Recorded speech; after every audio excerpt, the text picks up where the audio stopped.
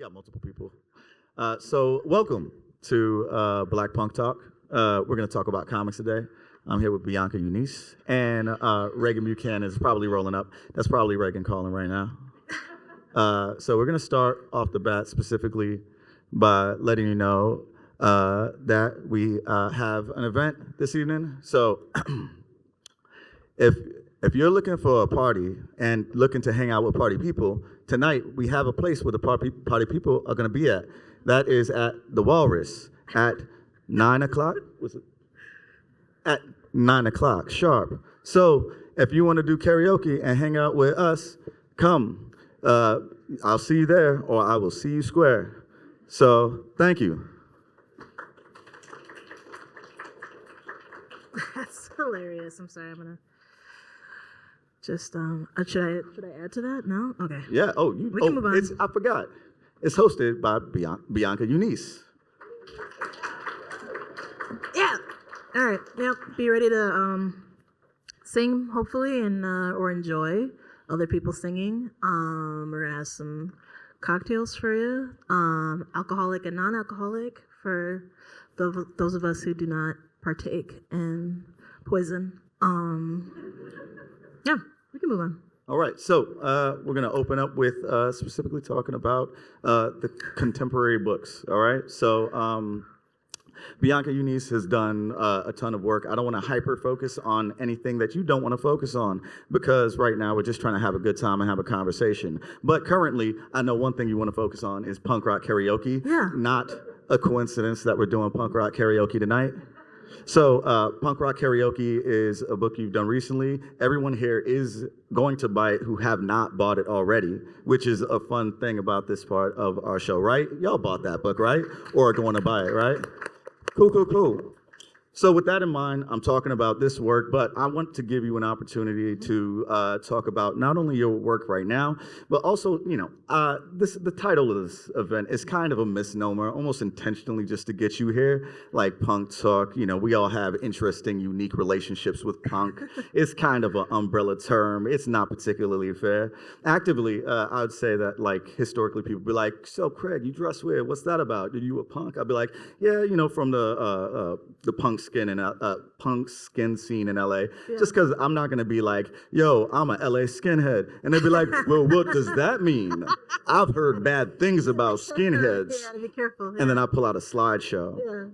So with that, I want to ask you about your relationship, if not to punk adjacent media or a punk adjacent scene that you feel you relate to and connect with. If you could tell us about that, that'd be super chill. I mean, like, racist white dudes ruin everything. Right. The worst. I think you could say that's true to any scene, even the comic scene. Jesus, they keep slipping their way through. My Little Pony. They fucked up My Little Pony, right?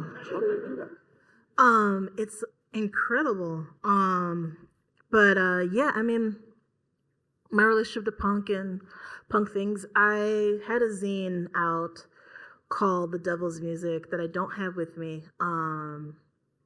And it talked about my relationship to music and how I got to liking this style of music. Growing up, my mom was like super conservative and super religious. She got caught up in sort of that like TV evangelism megachurchness of like the 90s. Like if any of y'all have seen that TV show, The Righteous Gemstones, like that was my life growing up. My dad's a preacher, so I'm a PK, so I'm extra bad. And just having that, like in her mind, she was like, if music's from your generation, it's bad. It's the devil's music. But if music is from my generation before, that's fine. So like 80s music and 70s music, like she was like, I guess that's cool. And so that's how I found that's how I found so rock and roll. Punk rock and like new wave. New wave was first because like she liked Adamant. So I was able to like get into there, and then you kind of look for harder and harder stuff. All right. So, Raeghan Buchanan, everybody. Raeghan. I'm sorry. So, Raeghan, what we're talking about, we just started. You didn't miss nothing. So, right now, this is softball questions. You ready for it? Yeah, I just only want softball questions. All right, it's all softballs tonight. All softballs. So, we were just talking about how, like, you know, punk is often a misnomer, something that's like a shorthand for I'm just weird. But like, as far as if you were to say, you know, identify your relationship with that, someone who's goth, skinhead, whatever, they might just be like, oh, I'm a punk adjacent. What's your relation to it? Like, what do you mean when you say I'm down with the punk scene or I'm a punk or whatever it is? You say it a lot. I do, but I just mean that I listen to punk music. That's that's all I mean. Softball, soft swing, I love it. I'm sorry. All right, with that, I'm familiar with both your bodies of work. We've had conversations, and I know that all of you both have like so many stories, right? I just recently actually just came out with like my first like punk thing, even though I've been engaged with the scene for forever. Mm-hmm. I just made this book this year. This is Columbus, not wherever the fuck you're from. And so a lot of these questions are coming from a place where I'm like, how do y'all do it? How have y'all done it? So that's my POV right now. I hope very conversational. And with that, like when you approach these stories, when you approached your work, when you kind of like were like, I'm going to talk about this part of my life, how did you know that you were at that space? Why did you decide to tell that story now? Or whenever it is you decided to start working on it?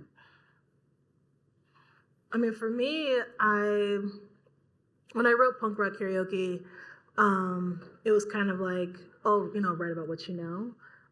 That's like the cliche. And I wanted to tell a story. I wanted to be able to see myself in sort of like John Hughes sort of like epic YA, like it's the biggest day of your life, you're so important, you're the main character. But I never got a chance to really see people who look like me as those main characters, people who identify as myself as like queer and non-binary and punk. We're usually like sort of like that character that's like cool that you see for like 15 minutes in a movie. That you're kind of like, who was that? But it's never the main character. The main character is usually like somebody very plain. But I wanted to see people like myself as the lead and see how complicated and nuanced we are, versus sort of like, like you were mentioning before with like, saying, you're a skin and then people have this attachment to it, sort of like calling yourself a punk and then people sort of like they just see like violent, angry white men and not, I often feel like punks are usually like the most sensitive, like heartfelt people who are just like unafraid to just sort of appear as themselves. And even this is kind of like an armor in a way where like we dress this way because it'll scare you enough that you don't see that we're like just like soft and nougat on the inside. But this may deter you from getting any closer to us. I'm a bag of nails, but I get what you're saying. You are not. I'm a total. I don't know. Everybody who knows me, they know I'm, tough guy Craig. That's what they call me, right? That's what they call you? Yeah, tough guy Craig. Yeah. Everyone in LA knows me, tough guy Craig. Yeah, just ask. Yeah. I'm gonna ask. I'm going tomorrow. Do not ask anybody that. Do not. Raeghan, what's up with you? How do you know that like the time for you to tell this story was right, and like this was what you wanted to do at the time that you did it? First, I thought it was funny that you said the main character is like usually plain. That cracked me up like extra or whatever. It was just like stuff that I was doing, already researching and stuff like that for me and one of my friends do an October challenge that's called Poctober Art, where we just like draw Black bands and bands with people of color in them. And so it was just basically a lot of the stuff that I do is like, what would I would have helped me when I was like in my 20s or 25 or like younger or whatever. What would have wanted to know about or feel more comfortable about. So that's kind of where my stuff comes from. Yeah. Shout out to Southside Frank. You can catch his table upstairs. Go buy his stuff. It's very cool, and it's him and Raeghan. All right, so that actually brings me to a question specifically surrounding like your relationship with your audience. I feel like there's this awareness, right, that the readers may or may not know about what you're talking about. Like one of the things that I loved in punk rock karaoke is that you have like this little playlist thing that pops up. Now I know the songs, and so as I'm reading, the songs just pop up in my head. Yeah. You got Blitz in there, which I'm like +2 points. So, Oi. And so like actively like I'm wondering how much do you think you consider like your work as an informative guide? I know that like with Raeghan, like you are informative as hell. You're breaking it down. You're giving us history. Hey, you just informative just right. But especially when you're doing some like fiction, nonfiction, you're telling a narrative. How do you balance between kind of like being informative and framing the landscape that you're in with an audience who may or may not be familiar with your work? Like, I mean, I kind of wrote punk rock karaoke with the idea in mind that I wanted to feel like you were just like some kid walking down the street, and all of a sudden you see like these just three weirdos, and you're like, oh, they seem really cool, and I wish they would come talk to me. And they do, and they just kind of grab you by the hand. They're just like, you're hanging out with us for the night, and you have like this wild story to sort of tell by the end of it. And that's the ride that I wanted the book to give you, just like this behind the scene look of just like the underground world that is punk rock, especially like the DIY scene in Chicago. That's just like basement shows and like abandoned places we shouldn't be playing shows, and interesting people, and amazing people, and queer people, and trans folk, and just everybody, and us all coming together. I didn't want to spend too much time actually explaining things in the book. Like when you meet the characters, there's like a quick little bio that like pops up, like their name, their age, their star sign, and their pronouns. And that's it. It's like not like, I didn't want to tell a story that's just like the plight of being a weird black kid, or like I'm gay. Like we get it. Like it's 2024. We've existed since the dawn of time, and I didn't want something that felt like it was explaining itself to like straight hetero Christian culture. Either like you get it or you don't. And like if you pick up my book and you're like, I don't get it, that's fine. I don't get everything that the Bible's about either, but people are super into that. They got fanatics. But I did want to have like a more of like sort of like Raeghan's work, like a understanding of the music. And at the end of the book, there's a zine that I was really proud to make, and that was probably like my favorite part, honestly. And it talks about the history of rock and roll. And it talks about how there's this idea where it's just like, oh, if you're into this stuff, you must be like, growing up I got called like Oreo, and that means like black on the outside, white on the inside. And I grew up around like black kids. Like I grew up on the south side of Chicago. My neighborhood was predominantly like black and Latino, and with like some Asian kids and some like white mics. And people always like assume like, oh, you must hang out with white kids, that's why you're like this. And I'm like, I'm just weird. Like I just came out like this, and just out the gate was like, let's go. And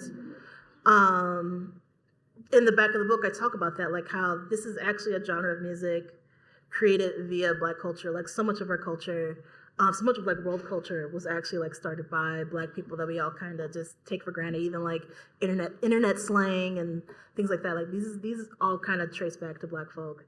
And so there's a bit of that, but it's more just for the ride. It's more just for the story. Right. Thoughts? Can you ask the question again? I almost forgot the question. Here we go. Actually, I was thinking about, like, in my mind right now, I'm thinking about the conversation specifically about like constructing the zine and kind of like being able to get engaged with a lot of like the meiosis of the culture and just kind of taking it in. That's a big word to ask about. Meiosis, you just around it. I mean, part of me was actually wondering, especially considering like there's an aesthetic. I would say both of your aesthetics are very different, but like I could feel like I could pull it out of a crowd and be like, that's a pretty punk rock aesthetic, that's a pretty punk aesthetic, and just like there's a culture that permeates, Mm-hmm. And I'm kind of curious, especially because you definitely talked about research in your work in terms of like calling people and getting interviews. These are other conversations we have just to inform y'all, but like we've talked about research, we talked about a lot of things. Like, do you find yourself actively engaging with certain aesthetics and researching like what something looks like in order to kind of emphasize or punctuate that relationship to a culture? Like, how much do you think this is, like you just being around it and just it coming out as a byproduct of you being around it all the time? And how much of it do you think is something that you actively have to investigate and engage with in order to like create that aesthetic? We'll open that with you, Raeghan. You go. You do that. I guess I try to go about everything as if I'm like as ignorant to it, as anybody else. I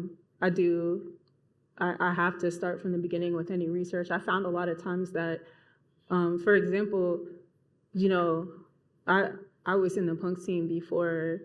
I was in the punk scene when people was making fun of people for having cell phones and stuff like that. So like as far as like research or whatever, like a lot of the stuff that I even knew was like rumors and things like that. I was talking to somebody else the other day because I saw Bad Brains when they were called Soul Brains, and somebody asked me why they were called Soul Brains, and I was like, I actually don't remember, but I remember the rumor at the time was that Madonna like started like a little like a side recording company called Bad Brains and copyrighted. That is not true. I don't remember the true story, but like basically like everything that I start or whatever, I try to come at it like as ignorant as possible and then start over and ask questions and things like that. Especially, when you talk to people or whatever, they feel differently now than they did before as well. So you can get more than one perspective on how situations happen or whatever. You're talking about like the content, or are you talking about like the way I draw? I like to draw spikes and safety pins and stuff like that. So if that's the question. As far as developing your the aesthetic that you currently have, I mean, you like drawing spikes and pins, but like as far as like, would you say that I know that for me, actively had to like find a way of having a conversation with work that came out 20 years ago, and I looked at like a bunch of different zines and investigated that. Like as far as developing your work, you have an aesthetic that is culturally just like it's visible, this experience, and how much is that is just you versus the research that you might have put into it, if any. Like aesthetically or whatever, like drawing and stuff like that. When I was little, I had a brother in a punk band. He's like 11 years older than me. So he like ran away to Pittsburgh and then he started a punk band. And so he like would send me home like punk flyers and stuff like that or whatever. So since I was really young, I had like little flyers and stuff like that. So, and then, same, I was like reading comic books and stuff like that. So I've never changed. I pretty much figured out what I liked and then like stuck with it until now, which maybe is sad. But like, I just always had those like things around me and stuff like that. So it was like everybody has tattoos now, but back then you could pick somebody out as like having tattoos and like go talk to them because they probably knew, some of the bands that They might still today, but I guess it was like already there from when I was young. So I already had it as a baseline. Is that the answer? That was exactly the answer. Okay, I feel like I can't tell which question you're asking. At this point, you heavy swinging. That was a solid swing. Okay. Bianca, what you got to say about that? What's the question? As far as like, both of you have like this very specific aesthetic that like I feel like is visibly influenced and engaged with punk rock and a culture that is, has existed since the 60s. And so I'm wondering, just like, as you approach making either this work or previous work, how much do you think is an aesthetic that you've kind of like just taken in from being around it versus stuff that you, as you were going down and like making your work, had to reflect on that culture from behind? Like you had to go and find those posters, those albums, and kind of integrate that into what you were developing. Was there any research you specifically about that culture? I mean, I love research. God, it's like my favorite part of the process. I think I probably enjoy the research process more than actually making the work. Me Because it's just too. like I get to collect all my favorite things. And like for me, my research is like it includes like going to shows. Because then I like need to see crowd scenes and I need to be around people. I need to see like how does someone get lifted up into being surfed or people yelling and shouting and spitting on each other. So much spit. There's a lot of spit in the punk scene, my goodness. But I mean, similar to Raeghan, like I feel like posters are often like a source of influence. For me, like a lot of my style influence actually comes from like posters from like the late 70s, early 80s. Like I really was sort of into like that sort of like schoolhouse rock where like they have like the large heads and sort of like the gangly bodies that like go flare out into like a bell bottom. Like there's just something about that I'm really into. Maybe because I don't know, I had this book that is unrelated to punk that was about the inventor of penicillin. I can't remember his name right now. Anybody? Who's got that? Who's got that? Come on, nerds. Y'all are in Really? college. I know several of you in college. Oh, yeah, Louis Pasteur. There we go. I had this 70s book about Louis Pasteur that was my favorite book growing up, but it was drawn in the 70s, so he's like wearing bell bottoms in, and he's very groovy, and I would just read that book over and over again. It was really kind of gnarly, and just there's just something about that kind of just takes me to a place, and so kind of gathering lots and lots of band posters was where my research kind of stemmed from. But like a lot of like my influences are Julie Doucet is like one of my biggest influences. She writes a lot about like punk experiences and dealing with like sort of grody punk boys and girls, and that's my realm. So I love that, and I love making a mistake and then making it again and again. And she writes about that a lot in her work, and I'm like, me too, girl. And then there's this other artist whose name always escapes my mind, this Japanese artist. If you've been to New York and if you've been to a show at this place called Niagara, his work covers the walls there. And I think it's not Nakamura. Oh, I can't remember, but he's you've seen his work. He draws like these little girls with like guitars and they're really like sort of rude and things like that. And he's been doing this since the 90s. And one of my favorite stories about him is actually in New York when he was promoting one of his shows. He was graffitiing the walls or graffitiing lampposts outside of the gallery, and he got arrested and he couldn't go to his own show. But again, like that's like so cool to me. So like those are like my big influences, just like large head. Like of course, like, oh, you must like anime.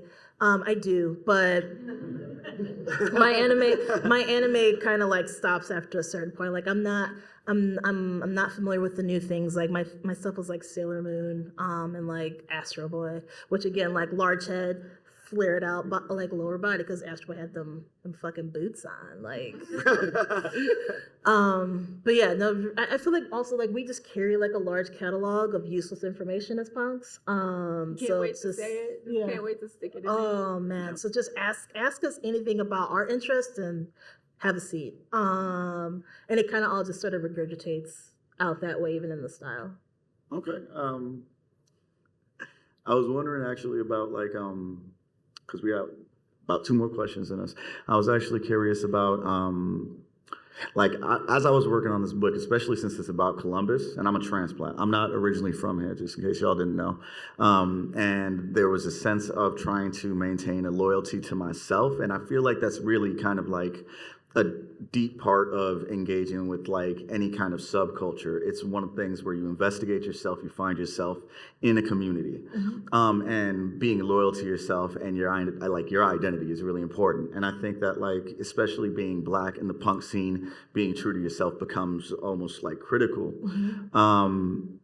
As you're writing your stories, I'm wondering how you two navigate your loyalties to yourself and your truth versus your loyalties to a community in terms of your roles as representation of that community. Often, stories might be either underrepresented or misrepresented?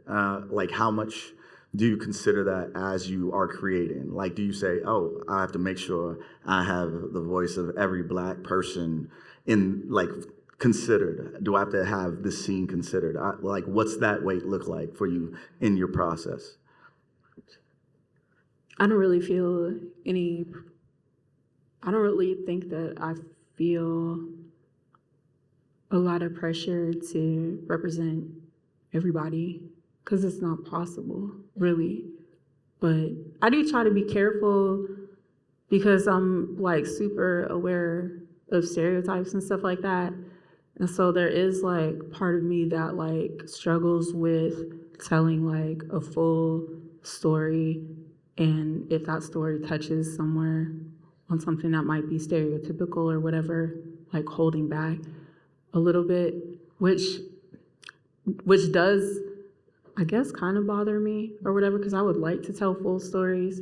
You know, it's like, you know, like that thing back in the Renaissance or whatever, where it was like W.E.B. Du Bois, and he was like, make stories that like, that's how he talks. Yeah, I think so, yeah. He was like, make stories that like make us look good. And like Zora Neale Hurston was like, nah, B, or whatever. So, and you want to be Zora Neale Hurston. You want to be somebody who, you know, tells the full adventure or whatever. So I guess I started out saying I don't really think about it, and then finished up saying I did. But but I feel like for me, I'm new. So like I can, you know, sometimes people have written me and they're like, why didn't you put this in here? Why didn't you talk about this or whatever? And I'm, you know, I'll be like, hold your horses, you know, I can make another book or whatever. And I feel like as my body of work like grows on this subject, then I'll be able to, you know, tell like a fuller story of anybody that I can like make stories about. Well, just to follow up on that, earlier you mentioned like an audience. You were like, you know, you create this work for, I guess you said you're like things that you would have liked to known before, Yeah. things that you would like to have like engaged with before. How often do you think that voice kind of like comes in mind in your work process, and if there's this particular part that it really kind of hammers down? Like for me, like editing is like a beast and like is devastating, but I feel like some people it's in the research process, sometimes it's the editing process, sometimes it's throughout the whole thing, and it's just an anxious process where you're just interviewing 101 people. Like, do you feel like that voice is pretty consistent? The voice of the thesis of kind of like the things that I would have loved to hear when I was younger. Oh yeah. Well, I mean, I put my book out on Silver Sprocket, and they were like, asked me if I wanted an editor, and I was like, no. I didn't have an editor, but I feel like it's pretty consistent. I mean, with this book, again, it wasn't something that I wrote knowing that it was going to be published at all. So like, although I did add to it after I knew it was going to be published, like it didn't have like another audience in mind. In fact, until I handed the book in, I didn't think about other people reading it at all. Like then I started to panic a little bit, which I think I'm going to keep that because it's nicer to panic after you hand the pages in, I imagine, than the whole way through. But like, but yeah, I feel like there's not a lot of rules. I guess there shouldn't be rules in punk rock, but there's not a ton of templates or whatever for how, you know, you talk about Black punk in comics. So I feel like me and, you know, Bianca, Tana, Spooner, and all the people doing it are kind of doing it a little bit of a different way. And so, yeah, I'm just talking to myself when I'm doing my comics. Bianca? Yeah, similar. Like I wrote this book for my younger self, and just hoped, like, you know, you're kind of thinking of like, you know, our role, and you know, as we become punk elders, I think that happens at like 25 or something. You you have to start thinking about like, okay, well, what's my role going to be? Because, there's sort of like this misconception that like, oh, punk it's like a youth-based subculture and it's only for young people. And then you grow up and then you like move to the suburbs and you get a, white picket fence at a cul-de-sac and sell out. But I always felt like punk rock is, the reason why young people are attracted to it is because you're starting to build a sense of self-identity and you're starting to fight back at sort of like totalitarian power that you exist under, where like your parents' rules are the only rules that exist, or the school's rules are the only rules that exist, and there's no questioning it. You just have to follow those rules, and you start to be like, why is the world like that? You start to think beyond that and how it goes throughout all of society. Either you are trained to just keep your head down and follow the rules, or you start asking questions. And I feel like a lot of people who start punk leaning are the ones that started to ask like, why is life like this? And in writing this book, I wanted to sort of tell a little bit of like a fairy tale, which like it was kind of an accident that there's sort of like a Little Mermaid story in this, where like the main character named Ariel sort of sells their voice, which was my favorite movie when I was 6. I don't really think I was thinking of that when I was writing this. I was just thinking the reason why the main character's name is Ariel is my name's Bianca, and then Ariel's the name of 2 moons that are on Uranus, so that's the main reason there. But I wanted to sort of tell like this canon story that I feel like a lot of punks go through, where there's probably like a punk elder that you look up to, and you really, really seek their approval, and you think that if you get this person's approval, then you'll finally get like that seal of like, I am punk now. Oh. Thank you for coming to Cartoon It's Crossroads over. Columbus. The expo floor is now closed. We're close. Oh, we did it, guys. we made it. Again, the expo is now closed. Please make your final purchases and begin to head toward the exit. Please leave. Thank you. My goodness. And now I'm getting a phone call. No caller ID. It's probably Satan. I sold my soul for this book, and he's come to collect. But yeah, it's just I'm writing it for that younger version of myself who I would have liked someone, because I came into this so naive, so earnest, like coming from that Christian upbringing. I was very sheltered in that way and was just so excited to be people who were like myself, that I didn't think that, oh, there might be some people in this scene that don't have my best interest in mind, and I can't just openly trust every person that on the outside looks like they share the same values as me. So this is sort of my way, sort of giving that gift to the next generation of just we always say like, keep your head on swivel. Just because someone looks like they're for you, they may not always be for you, and you might get hurt. And I can't stop people from getting hurt. You're going to. It's part of life. You're going to get your heart broken a couple times. But I think as punk elders, it's important for us to sort of just like look out for each other and continue to create community spaces for the next generation, and have an open heart and open mind to what the younger people would have to say, than becoming like, that rock and roll loser that just thinks like everybody has to be like me, and you hit on people half your age. I mean, I want to say just both of your works actively have, I think, framed something that I always found really difficult to negotiate with the scene, any scene really. It's the idea of finding this utopia when you're young. Yeah. When you're like, okay, I found my people, and my people are always concerned and loving, and I don't have to worry about anything, and I could trust everybody around it, and everyone here is a moral, kind person. And the fact that I feel like, Where that at? no, I'm just saying, like, actually, what I'm saying is just like the idea that like the utopia kind of doesn't exist. And I feel like there is, being like young and in the punk scene, you're just like, yes, okay, cool, real people, real things, and then reality starts to bleed in. Yeah. And it's not like, sorry, Yeah. it's not like, I've talked to people who, didn't really have like, super traumatizing experiences or whatever. I do like what you were saying about, like punk elders and stuff like that, because Well, when you were saying that, like, you can't protect people or whatever, because, like, no, people couldn't protect me, but, like, if I had known this stuff, like, I always talk about it, like, carrying it in my heart, like, even though the people 5 steps from me or whatever might be treating me in a way that's, like, not cool, but then I, like, would have known that it's just the company that I'm in or the area that I'm in or whatever, because when I throw shows in, like the show in Brooklyn or whatever, people are not doing shit to nobody there.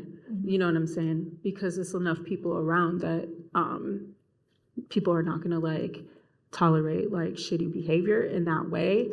But yeah, if you're in, you know, I've had people thank me in like smaller cities and stuff like that, just from like being like, oh, I'm the only person that's like me around. So it's like nice to just know that it's like stuff out there, people out there that would be kind to you or whatever. Yeah, I feel like for my book, for the most part, I feel like most of the time I meet people who've read it and felt affirmed in a similar story that happened to them. And was like, just thank you for writing this because now I feel like my experience is real. And I feel seen and I feel heard versus like not too long ago when I was promoting this book out in LA, me and my friends went to the Whiskey Go-Go and we noticed this younger punk girl that was like, are you underage? Did you sneak in here? And like, we were kind of just like keeping our eye out on her. But we also used to be that person. It's kind of like, if I intervene with this kid might double down and be like, I'll show you. So sometimes like you gotta, it's a light touch. Like it's sort of just like a guiding, like we're just like, we're just keeping an eye on, like following, she's over there, okay, cool. She's not hanging out with any weird dudes. Like, all right. They're just here for the music. Sometimes kids sneak into places just for the music. It's true. And just sometimes you can't stop it. You can't stop horrible things from happening to people, but you can be a place to be like, it's okay that something happened. It doesn't make you a bad person that something happened, and you have community here that's going to support you and love you regardless of your mistakes. And that's one thing that I really wanted to drive home through with Punk Rock Karaoke is Ariel isn't written like a perfect person. She's kind of dizzy and makes dumb choices and is headstrong and things like that because I wanted to have a main character that was flawed, and especially as a Black person, didn't have to be this morally perfect person for deserve respect and deserve to be loved. Because I feel like as Black people, we have to exist as like sort of like this. Please don't shoot because I'm perfect and I got straight A's and I pay my taxes. It's just like, no, every person deserves just a baseline of respect, just point blank period. And community should be there to love each other and forgive each other despite our flawed behavior. And the punk scene, we're always looking out for each other, but them daddy issues do come up sometimes. And sometimes you kind of act out in those things and we can fight. Some of the best fights I had with other punks, but it's about being able to be like, you know what, you have your trauma of mine. Let's talk about that with our therapist, but then let's come back to each other again and see how can we reconcile this? How can we grow? And how can we not be like the fascists of the world that it's just like, it's either this, or you don't deserve any sort of communal love at all. No, I think just the concept of like, and the word grace comes to mind. Yeah. The concept of grace within a community feels like like this powerful thing of inherent engagement and like understanding while not letting things slide. Yeah. But that's beautiful. One thing I did want to touch on. Well, wait, you got something to say? No, it's just Yeah. like Yeah, I was that's just what I'm cracking up because like I feel like in the skinhead community there's a lot of grace. I feel like people Yeah. People just got jumped in Chicago like last week. Yeah, I mean, you got to give me the context of that because I don't know if that's one of them friendly jumpings or them. It was a lesson jumping. A Nazi got jumped, but you know. Yes, yeah, Come to Chicago, no. find out. People learn differently. Some people are You say they visual learn learners. differently. Yeah, there's some people are visual learners. Tactile learners. Yeah, tactile learners, you know. Talk, shake your head. Yeah. I feel like we got one. Wait, You just got the 10-minute warning right here. 10-minute warning. All right, that's the one last question warning. This is like a half question, half development of mine. So just say what comes to mind. I know that both of you have continued to engage with music, and music is a huge part of your life. I find that just being a part of any scene that specifically has like this genre of music, like kind of like sink in, it permeates. I had an amazing experience just as far as like, I've been engaging with like comic conventions for a while, but I remember the release party for the Secret History of Black Punk, and that was specifically at Cafe Bourbon, and it was a show, and it was a space where you were selling comics out of a box on a table with a different community. It wasn't a comic space, it was a punk space where you were selling. I'm just wondering about, like, as cartoonists, do you find there being any intersecting relationships with your work, either as, a KJ, being in music and bands, engaging with bands, just, music, comics, words, go. Yes. Damn it, I broke the rule. No yes or no questions. No yes or no questions. I mean, I feel like, everybody knows the answer to this. Like, I feel like they're both DIY. They're both things that you could do on your own. They're both stuff that, like, or like punk music and putting on your own shows and putting together your own comic books or whatever. It's not something that you actually like really need a rule book for or whatever. It's something that, if you're weird, can draw you into community with other people that, like, you need to rely on to. You don't have to, I guess, but like rely on other people to complete the process or whatever. Like, you playing songs, so you start playing them for people, And you are doing comics, and you don't have to show them to other people, but usually eventually you do, and you start kind of having like a community within comics, and all this stuff is like can exist outside of like the like rat race stuff that you're supposed to do. It can exist outside of like your like shitty job or your shitty family or whatever, like, or your cool family. I don't know. But like, I say, I feel like most people who do one do the other somewhat. Yeah. Like the majority of my crew back at home are all musicians, but I feel like music, and especially like punk music and comics, like underground comics, are kind of share a similar like DIY spirit. And like, with punk rock, it's like you only need 3 chords. And with like comics, like you only need like a Sharpie and a piece of paper, and you're like ready to go. Like it's low cost. Well, instruments are expensive unless you can like find something. But it's still kind of like you do it yourself, and you just kind of go out there and like who can stop you. I've had like really great experiences, like similar to Raeghan, like selling at shows. Like they're actually like super enthusiastic to have me in those spaces, compared to the comic scene. Not saying that like the enthusiasm is any different, but it's almost sort of like the novelness of me being there versus like it's fun because like I'm like the one non-musician. So it's like I don't feel like direct competition with everybody. They're just kind of like, and then there's Bianca, and I'm like, woo, and I got my comics, and I'm just there to like, like the mom, just like, woo, like look at my friend up there singing, and then there's the other one, and a lot of them like really related to how the story was told, and was like, that is real, that's how I write, or that's like how my process works, and for them to see themselves was really exciting, because I'm a fan at heart. Like I feel like a lot of punks, a lot of music heads are like deep down just like super nerds for their culture and super nerds for the music. And it always comes back to the music. I was too impatient to learn how to play music, so I write about it instead. Your answers basically created the question that I had in my head. Thank you, I appreciate that. Now we have just a moment for maybe 1 or 2 questions. Do we have any questions in the audience? What you got for me? So what were the like comics that you might have read that made like punk and comics kind of click? Where you're like, oh, I put these things together, whether like a comic book or an artist, and kind of be thinking, oh, I don't just have to be a fan of music. I can bring it into like my art. Goodness, that's a good question. Do you have one?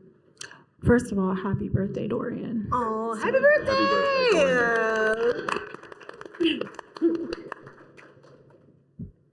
So the question was like, sorry, I'd be having trouble if the question's more than like 5 words. What was it again? Were there any comics that you felt like come on. had the aesthetic? Okay, like for example, Oh my Love God, and that's on my Rockets. shirt. I don't think I started reading Love and Rockets until I was like in college or whatever. But yeah, I don't know. I mean, I guess just the DIY aspect or whatever. I'm trying to think if I feel like every comic had like a little punk in them. They had like a little punk character, although it wasn't always recognizable to me. Like there was like characters in the Sandman that I'm like, oh, that was punk, but I didn't like get it because I was like thinking of like street punk and stuff like that. But I think, Because you said Spice and Chains, I just assumed Spawn. Yeah, I literally, God, yeah. No, yeah, I did read Spawn, but I read like, I had different, like Raymond Pettibon or whatever. He did like the Black Flag posters and all that stuff like that in the record covers. Like unwittingly, I guess they just took his shit out of his, I don't know, home. Like Sean Carey is another like illustrator that did a lot of punk. She did like car comics, but I think she also did the skanking guy. that guy. What The band Circle was that Jerks from? Circle logo? Jerks. Circle Jerks. The Circle Jerks logo that also got stolen and put everywhere. But yeah, I mean, like I mentioned Julie earlier. Yeah, just sort of just like weirdo stuff like that. I also just find X-Men super punk. Like it kind of follows the same ethos of like a community, a house, of weird queer runaways that are all unique and are able to like have a safe space amongst each other. I feel like it's a very nice punk house, but it's a punk house. Yeah. I mean, comic characters or whatever they do, like they dress like ridiculous, like all the time, like day in and day out. Yeah. So it is pretty like similar if you're looking for that. And they're all sleeping with each other, Yeah. One final short one? What you got for me? It's kind of like broad, but I Cool. wonder what each of you think about the relationship between like punk communities and goth ones. Do you have any opinions on that at all? Bianca, thoughts? It depends on where you live. Because some places, it's one scene, and in other places they're very divided. Where I'm from in Chicago, like I dabble in both. Like I probably, even though like I've kind of taken on like just the umbrella label of punk, like I probably am like most like death rock, like like 45 Grave and things like that. Like that's like my like a little jazzy, a little tongue in cheek. It's kind of like Spawn, just a lot of chains. But they're the same. I think my issue that I take to now, and sort of why I've distanced myself from goth culture, and kind of been hanging out with more punks, is goth culture. Not as if punk didn't, but goth culture got accepted into commodification in a way, where I noticed that punk culture continues to resist. And so there's so many like brands and things you can buy, and like, oh, it's July, gotta start buying those Halloween decorations and all this types of stuff. And it should always be sort of like a counterculture against like consumerism, and not just like how much Killstar and other like brands can you buy that support the police, like to prove how goth you are. Raeghan?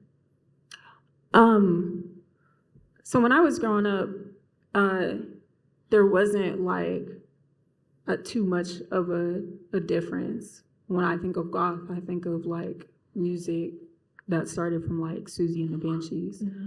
So, but and that's how I think of punk rock too. I don't really put a difference between like hardcore and punk rock or goth or like anything. I think it just came from like the umbrella of punk or whatever.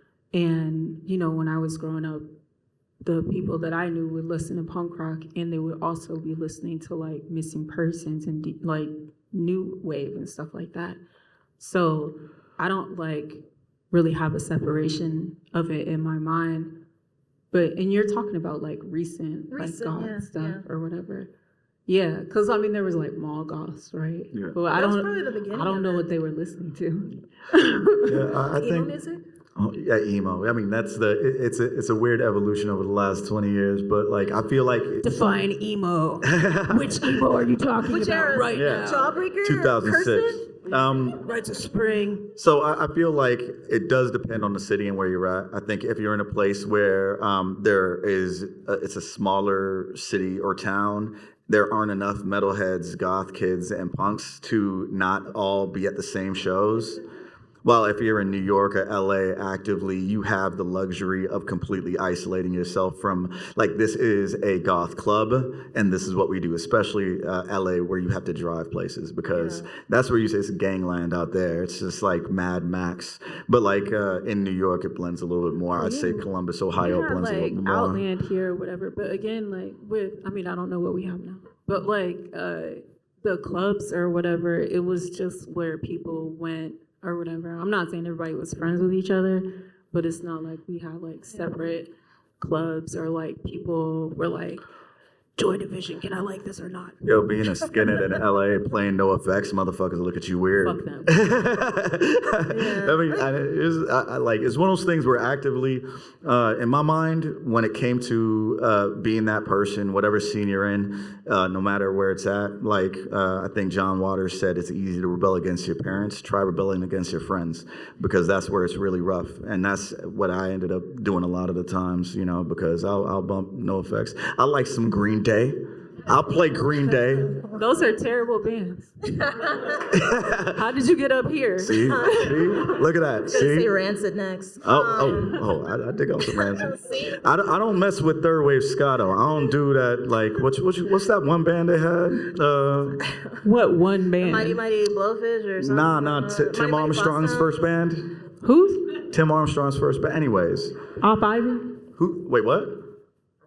Operation Ivy. Yeah, no, I can't mess with that. God. That's gosh. You're saying thumbs down to Op Ivy? Yeah, I don't mess with Op Ivy. Listen here. I don't mess with third wave ska. I don't mess with Op Ivy. Nah, third wave ska, don't touch this stuff. Mighty Mighty Boss Tones and Op Ivy, get out of here with that nonsense. That's disrespectful to Jamaica as a nation. Truly. Oh my God. The Windrush generation. See, this is the relationship between goth and punk. And punks and skins and punks and everyone in the subculture. We love each other. But the most of them, the taste is pretty bad. We're all cousins in the end. It's very cousins. I honestly, it's just like, oh, your parents are divorced, or just like, I don't know. There's a unity there where you know, like at least you're not like the lizard people that run the country. You know, it's just there's something that we can unite on. And like like I was saying before, like the consumerism is scary, but at the heart of it, like, you know, I'm still goth, and I have a ton of goth friends. I know I say that, like, I have goth friends. But yeah, like you were saying, like places like New York, like you can kind of get into like, oh, are you a post-punk goth? Are you like, do you really like what we do in the shadows? Like, are you into this? Are you like an EBM goth? In Chicago, it's kind of like, it's like punks and goths versus the metal kids. The metal kids scare us. They're gonna hurt you. Like the pits in Chicago, like you might get hurt a little bit, but the metal pits in Chicago. I'll mess with that. I can't tell the difference between some types of metal and like grindcore. Yo, I love a hardcore show. Anyways, I mean, I'm sure we're over time, but like no one's after us, right? Like No, we're supposed to be gone. No one's gonna come here and stop us from continuing talking, right? We can just do this, right? Yeah. See, you only have a 10-minute sign and a 5-minute sign. You don't have a get off the stage sign. You ain't make one of those. Get a cane done. Like the The Apollo. All right. Well, I guess I'll call it because I see the second I said that, people started getting up. So, Raeghan, Bianca, thank you for coming. Yo, this is their books. Give them your money, all right? And also check October. Do y'all have any final thoughts? Any things you want to say? But just come to karaoke tonight, y'all, if you guys want to keep hanging Oh yeah, out. here. Boom. And Do that. sing Do some that. songs. Have some Do fun. that. Do that. Yeah. Take a photo. Pull out a phone, y'all. There we go.